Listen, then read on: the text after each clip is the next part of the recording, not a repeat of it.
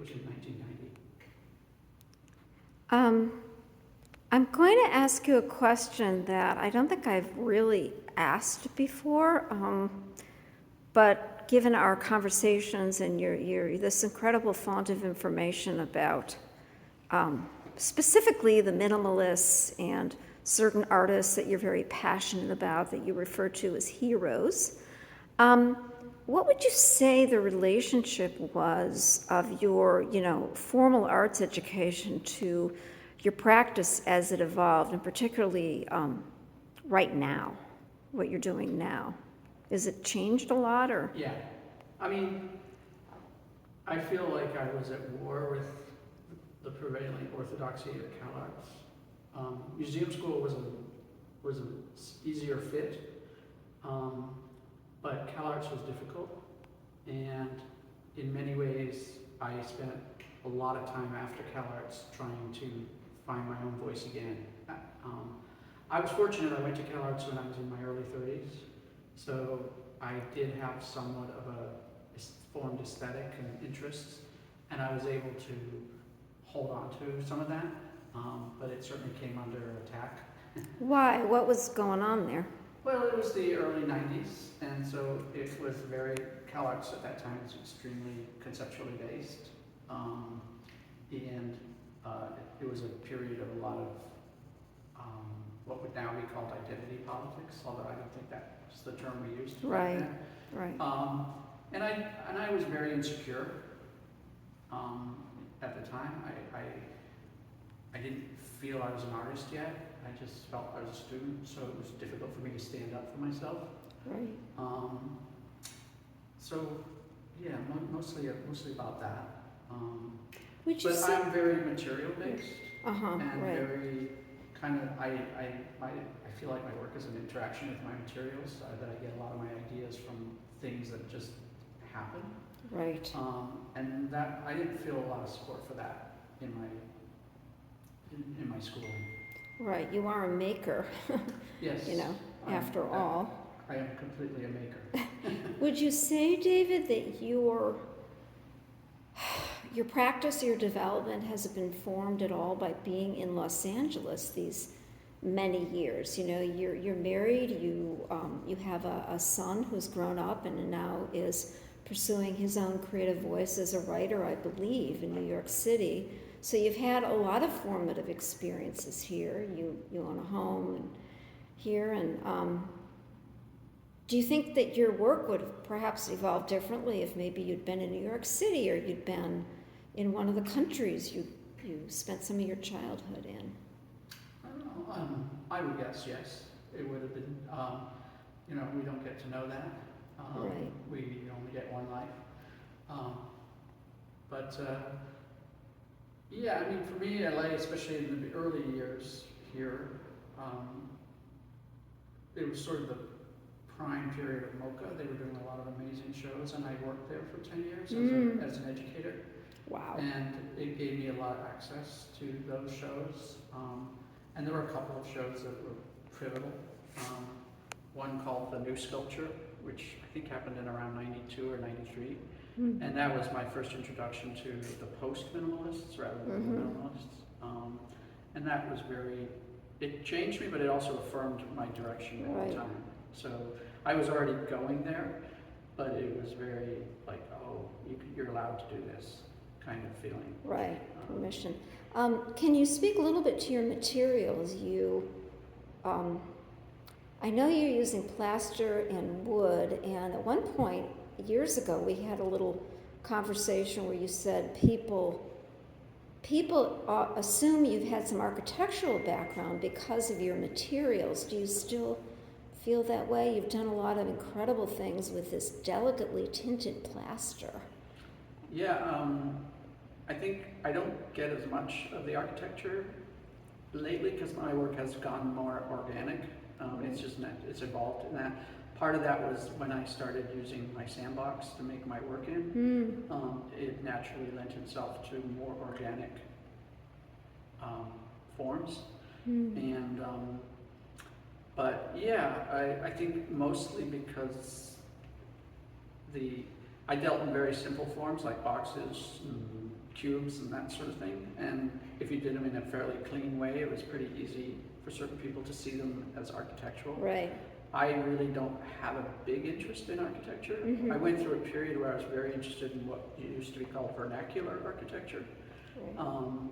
And I was kind of influenced by a lot of that, but more what I was influenced was the materials that were used in vernacular architecture than the actual forms that came out of it. So it's always been about materials for me. That's just always been where my curiosity and I think my abilities lie. Your engagement. Another, if I might say it in that way, huge part of your life, and I'm assuming influence in your work, is your involvement with Buddhism. You direct a Zen center on the West Side? I'm an abbot, which abbot. means I run the physical building. In the way our school is set up, it's not particularly a symbol of spiritual attainment, like it is historically in monasteries.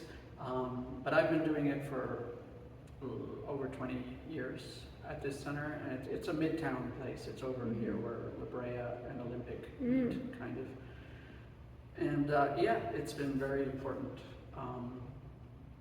to my work, my life, the way I conduct myself. I have to ask, do you meditate before you start working each day? I meditate at the beginning of every day. Right. I rarely meditate in the studio. Right. When you get to the studio, it's work time, I'm assuming. Yeah, I mean, I probably sit and stare more than I did before I meditated, but I'm not sure I would call that a meditation, at least not in an informal sense. It's more the ideas, Zen, the biggest thing in Zen is this what we call the don't know mind, or the no mind. There's a variety of terms, but it's kind of the mind before conceptual thinking arises. Some people call it intuition, and using that as the sort of source of your work, and that's been a big influence that Zen has had on me. That's beautiful. Another influence on you is your engagement with New Mexico. Its landscape, its artists, its people. Would it be at all correct to call it a spiritual home for you? Yeah, sure. You go there as frequently as you can. You've done a number of very cool residencies there, and I believe you're heading out sometime in 2026 for a couple of months. Yeah. How do you find your working, if you can put this into words? Like all these questions, if you can put this into words. How do you find that being in that landscape, or that gestalt, or that feeling, or that geopolitical, that's probably not the right term, but the geology, yes, affects your work? Is it something you're conscious of when you said you really love the drive? I'm sure that has something to do with transition and kind of maybe letting go of things as the miles fall away and then you're in this other landscape. But can you identify at all how that affects your work, both what comes out and your process? The first time I went to New Mexico I did a cross-country trip in the mid-'80s, and I remember crossing over from Oklahoma into New Mexico, into the mountains there, and it felt like home. It looks, at least that area, my recollection, it looked a lot where I grew up in Brazil. So it felt like, oh, this is a reconnection with where I grew up to some degree.